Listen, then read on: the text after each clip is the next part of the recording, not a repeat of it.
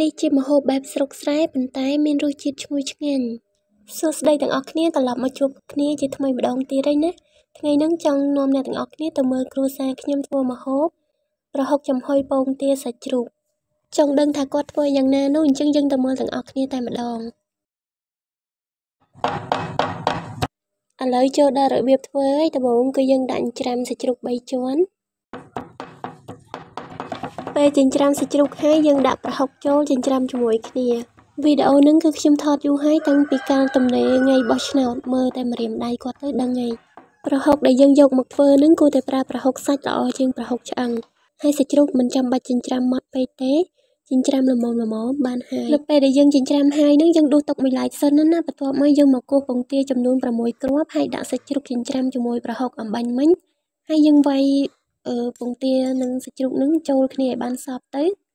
ហើយយើងដាក់ប៊ីចេងស្ករសហើយនិងខ្ទឹមសតែកន្លែងហ្នឹងខ្ញុំមិនបានថតខ្ទឹមសទេអ្នកទាំងអស់គ្នាហើយដោយសារតែគាត់ធ្វើម្ហូបលឿនមែនទែនខ្ញុំថតអត់ទាន់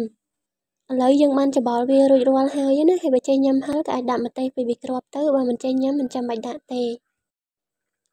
តោះឥឡូវយើងទៅចំហុយទាំងអស់គ្នាណាយើងរៀប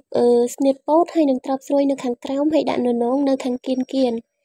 ប៉ុន្តែនៅពេលដាក់អន្លក់ឆ្អិនយើងចាប់ផ្ដើមស្រង់វាចេញមកទុកតែប្រហុកទៅបានហើយពេលចំហុយត្រូវដាក់ទឹកល្មមណាកុំដាក់តិចពេកកុំដាក់ច្រើនពេកទឹកនេះតិចទៀតខ្ញុំដាក់បន្ថែមទៀតហើយពេលឆ្អិនយើងលើកដាក់ចុះមកហើយដោយសារខ្ញុំរវល់ខ្ញុំអត់បានថតនៅពេលឆ្អិនទេអញ្ចឹងវីដេអូយើងគឺនឹងចប់នៅត្រឹមហ្នឹងជាចុងក្រោយក៏សូមអរគុណអ្នកទាំងអស់គ្នាដែលបានទស្សនាវីដេអូមួយនេះតាំងពីដើមរហូតមកដល់ចប់ដែរបើសិនជាចូលចិត្តកុំភ្លេចជួយចុច Subscribe Channel YouTube ខ្ញុំម្នាក់មួយផងក៏ដូចជា Follow Facebook Page ដែលមានឈ្មោះដូចគ្នានឹង YouTube Channel នេះដែរសូមអរគុណសូមជម្រាបលា